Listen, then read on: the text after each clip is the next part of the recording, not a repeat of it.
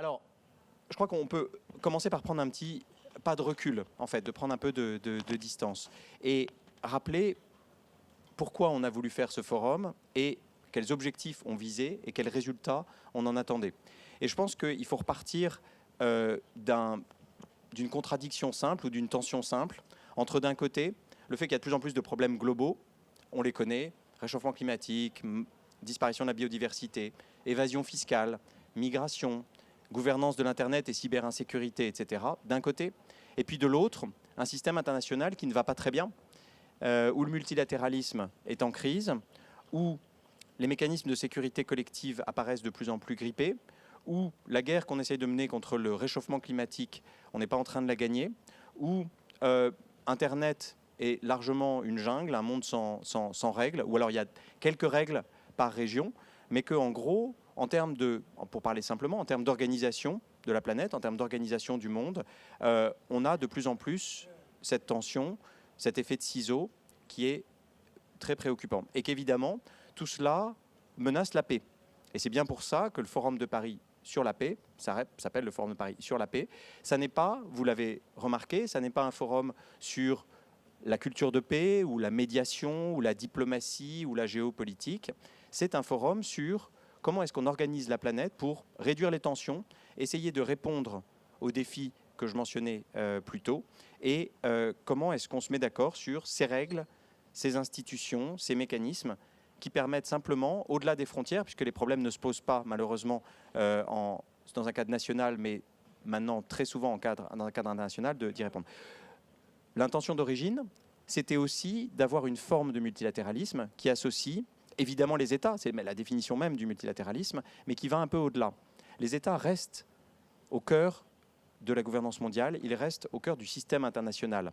Mais si vous prenez la liste des défis que j'ai cités, pour presque aucun de ces défis, on ne peut se passer du concours de la société civile, des entreprises, des ONG, évidemment des organisations internationales, des collectivités locales aussi, les réseaux de villes, les réseaux d'État éventuellement, pensez à la Californie ou d'autres et le rôle qu'elles jouent dans le réchauffement climatique. Et que l'idée du Forum de Paris sur la paix, c'était d'associer sous le même toit pendant 3 jours ces différents acteurs. Et on a travaillé beaucoup en interne pour essayer d'avoir une population ici qui soit faite non pas seulement le premier jour de chef d'État et ensuite c'est les ONG, c'est pas du tout ça. Si vous regardez bien la liste, on a eu beaucoup de chefs d'État le premier jour, j'y reviendrai, à peu près 75 si on compte les chefs d'organisations internationales, mais aussi des officiels, comme on ne dit pas en français, de tous les pays, des ministres, des directeurs d'administration, des gens des organisations internationales, des gens des collectivités locales, etc. Donc bref, on a eu un assemblage démographique qui rassemblait tous ces acteurs de la gouvernance globale. L'idée initiale n'était pas d'inventer de nouvelles institutions. L'idée initiale n'était pas de remplacer qui que ce soit. L'idée initiale, c'était que face à ce constat du multilatéralisme en crise, il fallait agir, il fallait avoir un moment où se regroupent les forces qui pensent qu'en gros, la coopération, c'est mieux que la concurrence et la guerre de chacun contre tous, premièrement. Et deuxièmement, un forum qui puisse faire avancer des idées concrètes, prouver le mouvement en marchant, comme qui dirait, et montrer que même dans ce monde qui est peu permissif, disons, pour les grandes entreprises multilatérales qui répondent aux défis globaux, on peut encore faire avancer les choses et on peut avoir... C'est pour ça que le cœur du Forum de Paris sur la paix, c'est ce qu'il y a ici, c'est l'espace des solutions. Il est matériellement au cœur du forum et vous avez vu que les débats, c'est en ceci que ça n'est pas une conférence. Le Forum de Paris n'est pas une conférence, c'est pas une grande conférence où il y aurait des keynote speech, des panels, etc. Il y a aussi des panels, il n'y a pas de keynote speech parce qu'on pense qu'il vaut mieux interagir, c'est plus intéressant. Mais il y a évidemment au cœur la présentation de ces projets. On a eu beaucoup de mal, Trisha en parlera, à les sélectionner parce qu'il y en a eu beaucoup, ça correspond à une demande. Autrement dit, ça veut dire qu'il y a des anticorps à ce monde hostile au multilatéralisme, disons, il y a encore une réaction. Et ce qu'on a voulu placer au cœur de tout, c'était ça. Une autre chose qu'on a voulu placer au cœur du forum, c'est le hackathon. Le hackathon qui s'est déroulé sur le balcon au début de la grande halle. J'espère que vous avez pu aller les voir. C'était très impressionnant.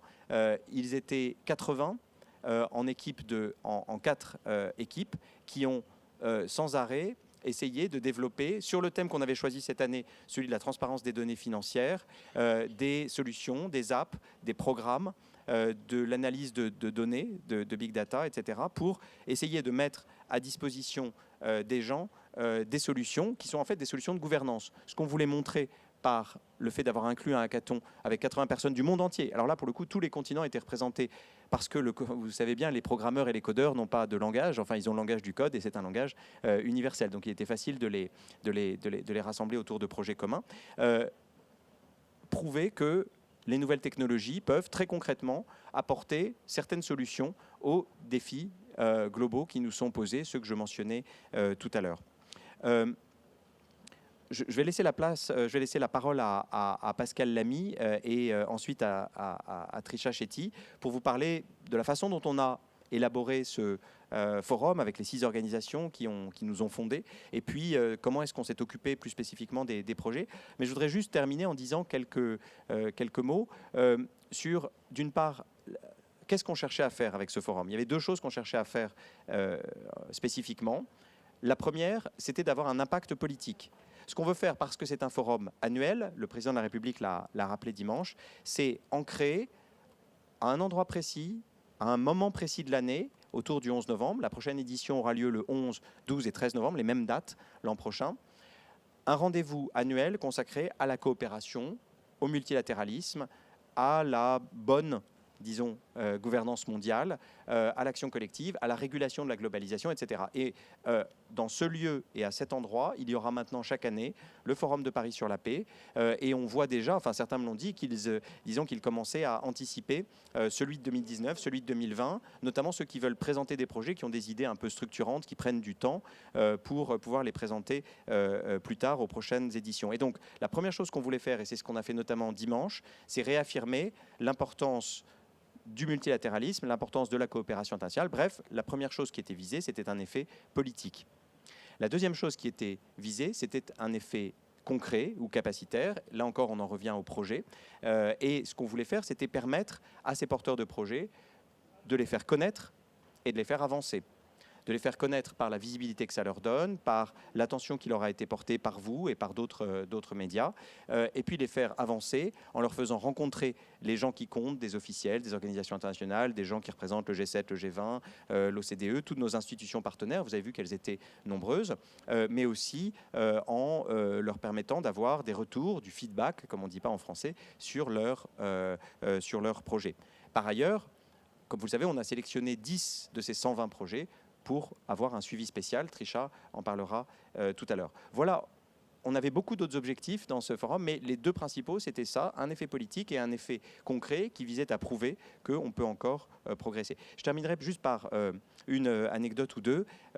J'ai eu, en particulier hier soir et ce matin, beaucoup de porteurs de projets du monde entier qui m'ont dit qu'ils avaient en 3 jours, en fait, rencontré les gens qu'il leur fallait rencontrer parce qu'on avait sélectionné les bonnes personnes, parce que leur projet avait besoin d'un coup de pouce de telle ou telle institution ou de tel ou tel financeur ou de tel ou tel partenaire ONG, association et autres. Et on a aussi pu faire des rencontres inattendues, c'est-à-dire certains venaient avec un objectif, d'autres sont venus avec un objectif et ont aussi rempli d'autres objectifs qu'ils ne pensaient pas rechercher en premier lieu. Et en particulier, il y a eu des rencontres, notamment dimanche après-midi, où on a mis en contact les chefs d'État et de gouvernement pendant ce qui était le moment d'inauguration. Ça n'était pas un sommet, c'était vraiment un moment d'inauguration du Forum de Paris sur la paix. On a mis en contact ces chefs d'État et de gouvernement et d'organisations internationales avec les projets. Et donc, quand le président costaricien a rencontré un projet kényan et aussi un projet indien, celui de Zero Budget Natural Farming, ils ont eu une discussion qui a conduit ces porteurs de projets à me dire que non seulement ils avaient pu souvent rencontrer les autorités de leur propre pays, qu'ils avaient du mal à rencontrer, mais aussi rencontrer d'autres pour voir que les réponses aux problèmes globaux peuvent être partagées, peuvent être reproduites ailleurs. Et c'était ça exactement le sens du Forum de Paris sur la paix. Je sens qu'il y a des applaudissements, donc je les prends pour moi et je passe la parole à Pascal. Merci. Je vais tenter d'abord de reposer un peu les interprètes, parce que Justin a beaucoup de caractéristiques qui le rendent très, très, très spécial. En général, il va très très vite surtout, mais il va très vite aussi quand il parle, à toute vitesse. Et pour avoir travaillé pendant de nombreuses années de ma vie avec des interprètes, je sais que dans ces cas-là, ils ont besoin de souffler un peu. Ceux qui sont arrivés à suivre Justin jusqu'à présent déjà méritent un grand prix. Hein. Bon. Alors, quelques mots pour vous dire comment nous avons travaillé jusqu'à présent et comment nous allons travailler pour la suite. Nous avons travaillé dans une structure, une organisation indépendante qui a pris la forme dans la loi française d'une association et qui est conduite par ses membres, comme toute association, ces membres étant les membres fondateurs, les 6 qu'a mentionné Justin, qui sont à la fois des think tanks, des fondations ou des grandes institutions académiques.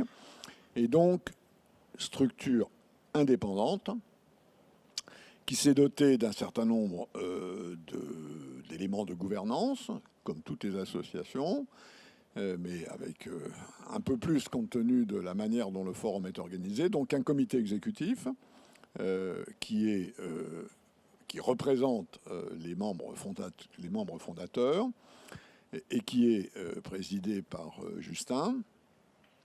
C'est la partie opérationnelle du Paris Peace Forum. C'est eux qui font tout le boulot. Avec un secrétariat qui est animé par Marc Reverdin et un certain nombre de collaborateurs, en général de moins de 35 ans, si j'ai pu en juger, et qui évidemment, du coup, sont extrêmement enthousiastes.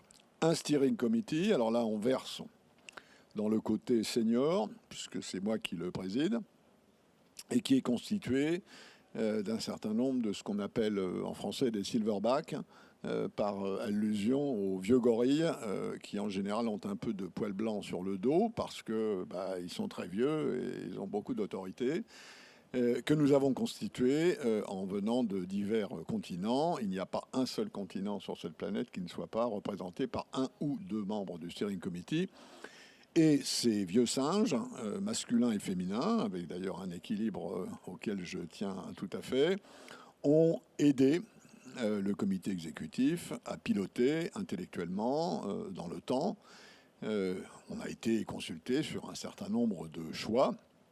Et au fond, c'est un espèce de comité des sages qui a aidé le comité exécutif à franchir toutes les étapes entre la page blanche il y a 9 mois, et elle était totalement blanche. Et d'ailleurs, j'ai remarqué hier et aujourd'hui qu'il y a dans ce bâtiment 2 sortes de personnes qui sont heureux et qu'on trouvait que ça s'était très bien passé. Il y a ceux qui pensent qu'on y travaille depuis 4 ans. Ils sont très contents, ils trouvent qu'on a vraiment bien travaillé depuis 4 ans.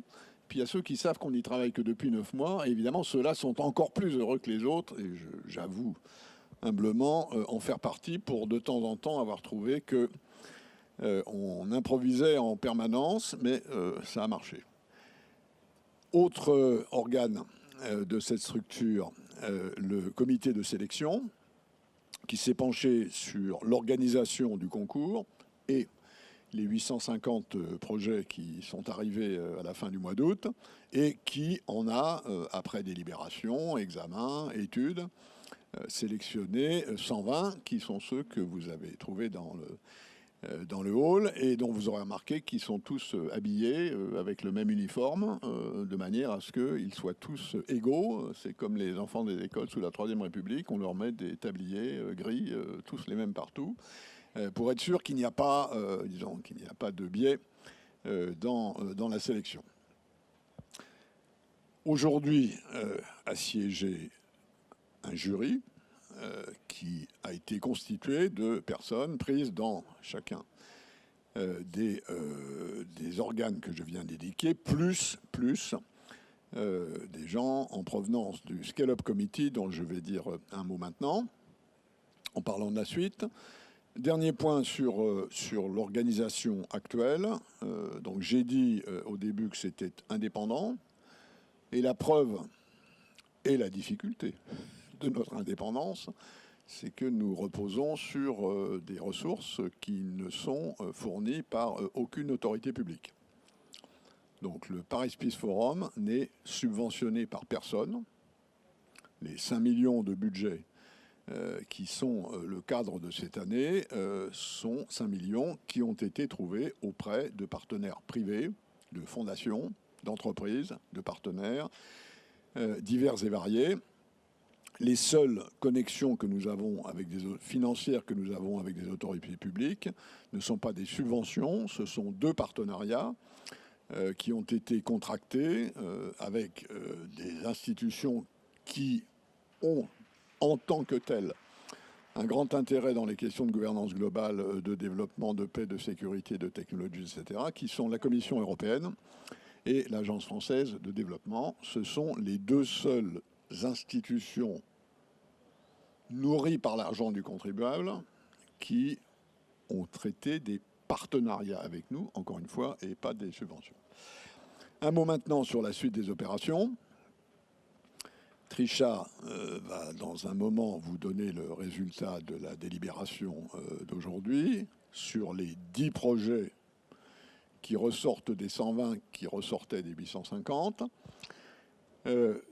Ces 10 projets vont être mis en les mains d'un nouvel organe qui s'appelle le Scale-up Committee, SCOP, qui va être en charge d'aider pendant l'année qui vient ces projets à se développer, à accroître leur visibilité, à accroître leurs ressources, à accroître leur portance.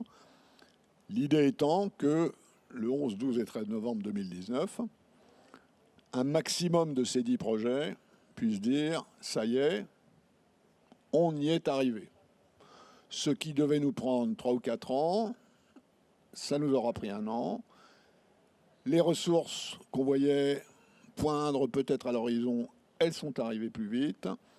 La capacité de lobbying que nous avons eue vis-à-vis de tel ou tel groupe d'intérêt, de tel ou tel gouvernement, de telle ou telle organisation internationale, on pensait qu'on allait mettre beaucoup de temps, c'est allé beaucoup plus vite. Pourquoi? Parce que nous avons fait partie des 10 projets qui ont été labellisés, sélectionnés par le Forum de Paris sur la paix. Et donc ce comité va être constitué de personnalités, de personnes qui ont en quelque sorte l'habitude de gérer des projets, pas juste des intellectuels, pas juste des sages, pas juste des gens qui ont des qualités de gestion, mais par des gens aussi qui ont l'expérience des difficultés et de la manière dont on gère des projets.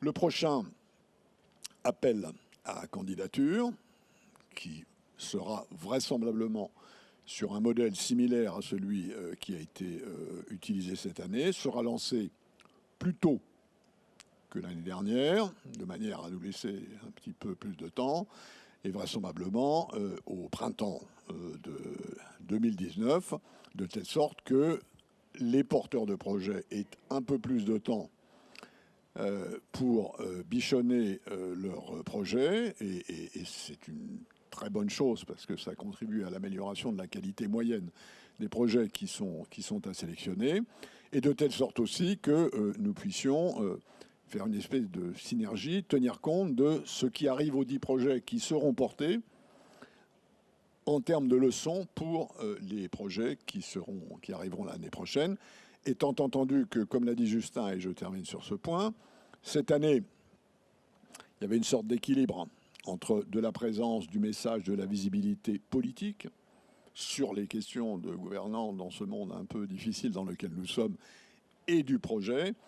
Il va de soi qu'en 2019, la balance va pencher un peu plus du côté des projets et un peu moins du côté de la visibilité politique, encore que, en tout cas c'est le souhait du comité de pilotage que je préside, nous devons garder un équilibre entre ces 2 branches. J'en ai terminé et on va maintenant donner la parole à Trisha, qui est ma vice-présidente, mais qui, comme vous le savez, a joué un rôle considérable dans tout cela. Il y a des vieux singes avec du poil blanc sur le dos, et il y a des jeunes femmes qui ont une énergie et un talent incroyables. Hello. Okay. Thank you, Pascal and Justin. I've looked to your leadership and wisdom over the last few months. Before I start talking about the solutions, I want to acknowledge and really show gratitude to the young volunteers from Sciences Po who have facilitated everything, made sure that we have had smooth engagements, that the fact that you all are here is all thanks to the young volunteers. It goes to show the ethos of Paris Peace Forum, of integration of young people and putting them at the forefront of activating and running the show, so thank you to them. Speaking of solutions, it was interesting. When the opening ceremony happened, I spoke to many project leaders, and one of them said something which pretty much summarized to me the spirit of Paris Peace Forum. He said, what would have taken me 3+ years of banging on doors to try and reach out to heads of state and say, let me bring my project to your country on a very ambitious level, Paris Peace Forum has allowed me to do that within half a day. Because he had the president of the Republic of Costa Rica come up to him, he's an Indian project leader, and say, listen, I like your project, bring your project to Costa Rica. And where will you ever see something like this? You know, all of you have been to many forums, we've been to many forums. In fact, Pascal was yesterday saying that he's not going to go to many forums after this. But the beauty of Paris Peace Forum is that this is not an exclusive club. It is an inclusive community. You can see that by the layout. Everything is on one level. And the fact that heads of state recognize that the spirit of Paris Peace Forum is, of course, their presence, but more than that, the solutions that we are highlighting, and that they went and spoke to the solutions and figured out how we can bring those solutions to their countries. So I just wanted to really highlight that. We had 850 projects, 850 people who submitted projects, out of which it was very difficult. It took a lot of back and forth within the steering committee to decide, selection committee to decide what will be the final 120 projects. We selected 120 projects, made sure that there was good Global South North diversity. We had eventually 42 countries being represented within the projects and 10 international organizations as well. I will talk about the projects that we have filtered it down to 10 projects that we are going to invest a lot more resources on, because Paris Peace Forum doesn't end on 13th of November today. For us, it's the journey of the solutions that we are counting on. And when we launch the second edition, we're going to start with what was the progress made of these solutions that we are speaking about today. So for us, the credibility, beyond the fact that we managed to bring so many world leaders, had so many civic society members, and truly, this is historic.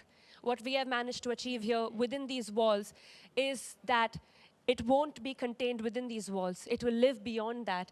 And having people like Nadia Murad come here, speak truth to power, say to world leaders that, listen, you need to do better.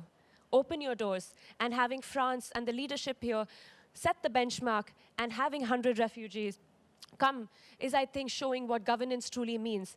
Because it's, we have to understand that this is a highly sensitized environment. But beyond these walls, when you speak to local communities, I work a lot with local communities, when you speak to them about what peace means to them peace means living a life of safety. To them, peace means living a life of security. To them, peace means not having to worry about abuse, violence, discrimination, living a life of dignity. And I think that is what we are celebrating here. The fact that we're highlighting solutions goes to show that we are serious. This is not a forum where we'll talk about, is climate change real or not? No. Now is not the time for that.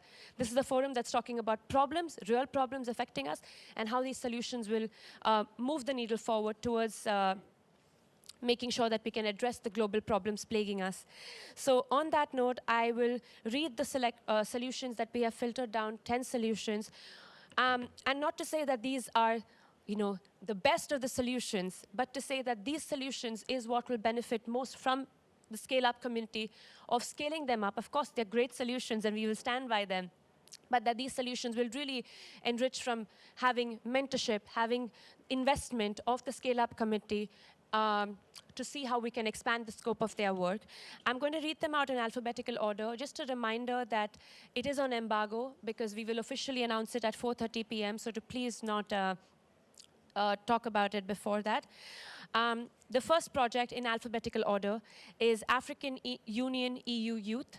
I'm starting with that to reinforce the sentiment that we believe that young people are not just the leaders of tomorrow, they're leading today, and we need to invest in their leadership if you're serious about maintaining peace. So we have African Union EU Youth as a solution that we're highlighting. We have Antarctica 2020. That's going to be addressing the problems that we're facing with the oceans. We have a solution from India, climate resilience, zero budget, natural farming, that is based out of Andhra Pradesh. We have data to combat torture, that is based out of Mexico. That really talks about the humane aspect of governance. We have Digital Democracy Charter by the OMDR Network that really looks at policy level work to address a lot of the problems that we're facing when it comes to cyber threats in today's world. We have, is this in French? Enterprise. It's in Times New Roman 4, so it's a bit hard to read. Entreprise et partage de la valeur.